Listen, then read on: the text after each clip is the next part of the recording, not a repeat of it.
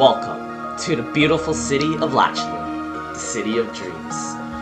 But no, seriously, thank you guys so much for 100 subs.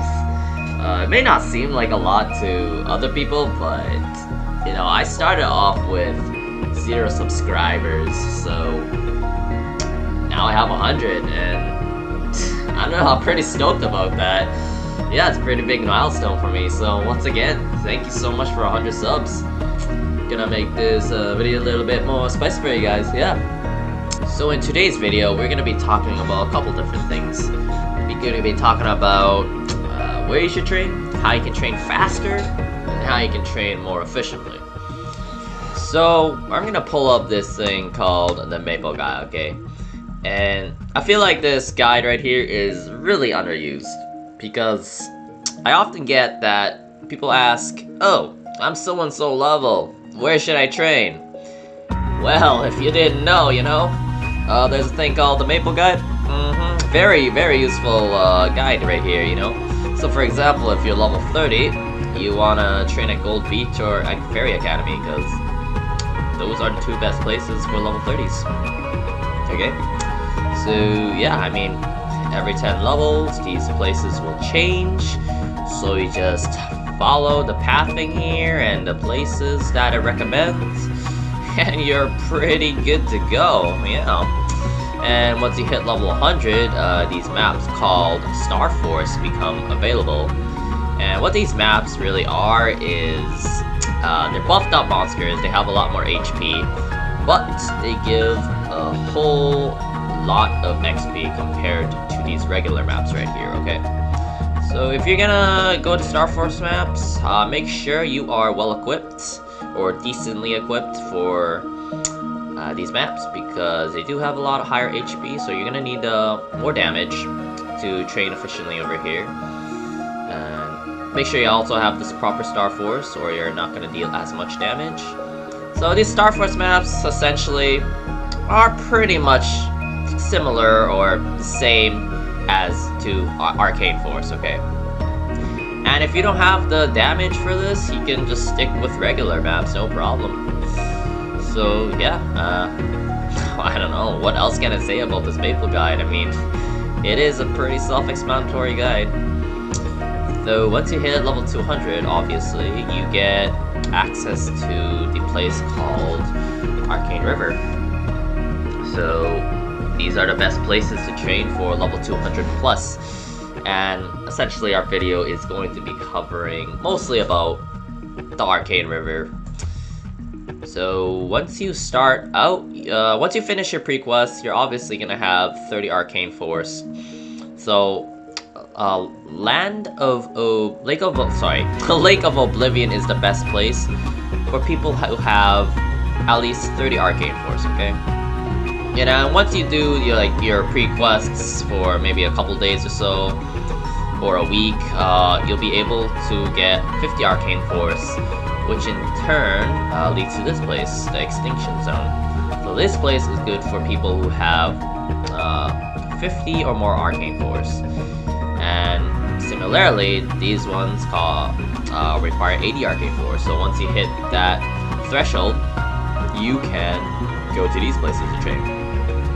And really, it's the same for Choo Choo Island. Once you hit 210, obviously you got your Mudo PQ, got a lot of these different places. You know, these ones cost 100 Arcane Force, these ones cost 160, and these ones cost 130. But for Choo Choo Island, I believe the best map is the Slurpy Forest. But if you can find a Slurpy Forest maps, good for you. It's usually pretty full during the peak times, but very good map to train in. I've been using this a lot recently, so yeah, just go to Slurpy Forest, man. Pretty good map. And finally, you have Labyrinth. So yeah, I mean, there's a bunch of different places you can train here, but they do have a higher Arcane Force requirement. These ones have like 190 to 210. These ones cost 240. And then these is special maps I haven't talked about, is this 360 Arcane Force maps. So these mobs give, I think, a base of 1 million XP per mob. Pretty insane, pretty insane. if you have sufficient damage and Arcane Force, definitely go train in these maps. They are really good, but I don't have enough Arcane Force right now because I only have 260. So yeah. So next I am going to be covering XP modifiers. So there is a bunch of different XP modifiers that you can be using to enhance your training.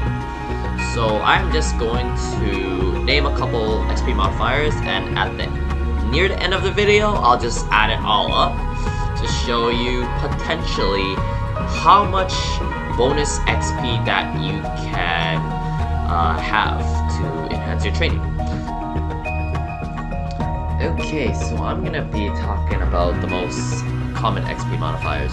So on weekends, they'll usually have 2x events, and that is an additional 100% bonus XP. And on top of that, you can use coupons. I don't have any 2x coupons on me right now, but I do have enjoyable winter buffs, which give me an additional 50% XP. So already you're at 150%. And then you have extreme gold potions, which can be found in Monster Park.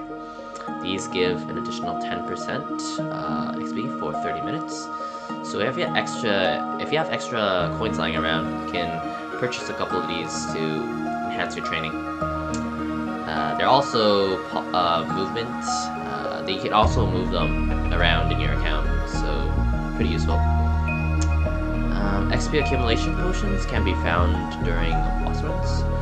They increase your XP rate by additional 10% for 2 hours. But usually what you do is you find the recipes, because the recipes are the most common drops for bosses. And you can then make XP accumulation potions if you have the right material. And also, there is the link skill. So if you have a Mercedes, at 70, it gives an additional 10% XP. And if it's higher leveled, for example, it's 120, you get additional 15%. And if it's level 210, you get an additional 20% XP. But you can just stick with 10% because it's still pretty good. So if you don't already have Elven Blessing, make sure you make a Mercedes to get the skill, because it's super helpful. Alright, and one more thing is the Pendant Spirit. So these give an additional 10 to 30% XP depending on how long you have been on the game. So what you usually do is you can log on and then you can AFK for 2 hours. You can come back and boom, you have an additional 30% XP. But make sure you wear this because otherwise it won't actually activate. I think the Pendant of Spirit is actually pretty useful for lower level characters because you don't have a decent amulet to wear, so you can wear this instead and just level up your lower level characters a lot faster. For higher level characters, you can wear this if you really like, but I prefer just to keep my 2 other pendants because they give me more of a damage boost that I need to actually damage mobs.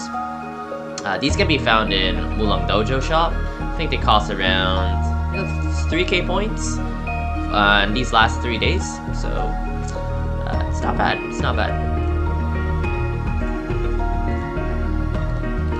So some other things to keep in mind is environmental XP modifiers as well as other skills that give you more XP. So for example, the most common one would be Holy Symbol, which gives you additional 50% XP. On top of that, it also gives you drop rate, so it's pretty nice if you have an HS meal or if you know somebody who is willing to HS you. It's super useful.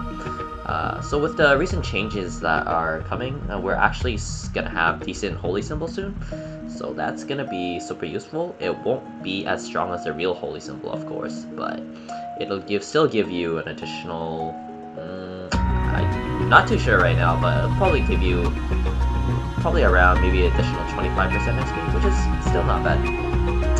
And also, some environmental XP modifiers would be runes. So if you activate a rune, you can get an additional 100% XP.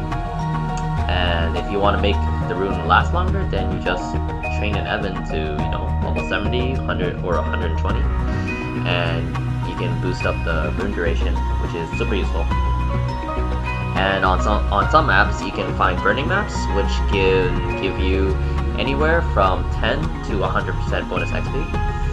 So yeah, be sure to find those burning maps if you can, because those are also super useful. Alright, so finally I'm going to add up all these XP modifiers and calculate potentially how much bonus XP you could possibly be getting. But please keep in mind that these numbers can change and is not set in stone. So, for the first one, we'll add in 2x events, which give an additional 100% XP. And on top of that, we can add coupons. So 1.5, 2x, and 3x coupons give an additional 50%, 100%, and 200% XP. And then you have Elfin Blessing, which can give anywhere from 10 to 20% additional XP. Then you have Gold Potions, which give an additional 10 XP. And then you have XP Accumulation, which gives an additional 10%. Then you have Pendant of Spirit, which gives you an additional 10 to 30% XP. And then you have Holy Symbol, which gives an additional 50% XP. And you have Runes, which give you an additional 100% XP. And then you have Burning Maps, which can give you anywhere from 10 to 100% bonus XP. Then finally you have the Chocolate Buff event, which gives you an additional 50% XP if you have it maxed out. Alright, so in total, what is the XP modifier?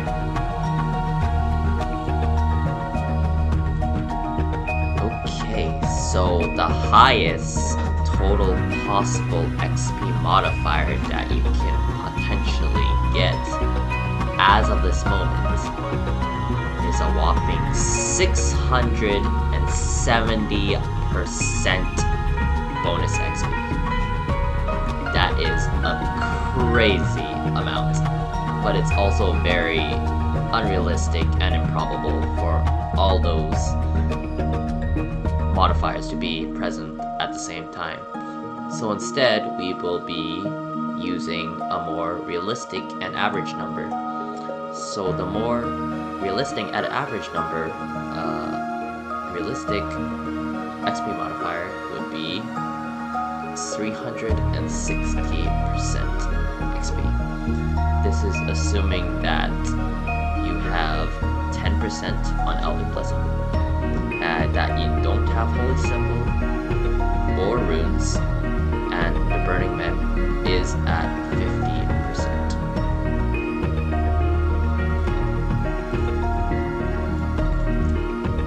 Alright, so thank you guys once again for 100 subs, and I hope you learned something from this video, and I will continue making more videos. So yeah, stay tuned and happy mapling.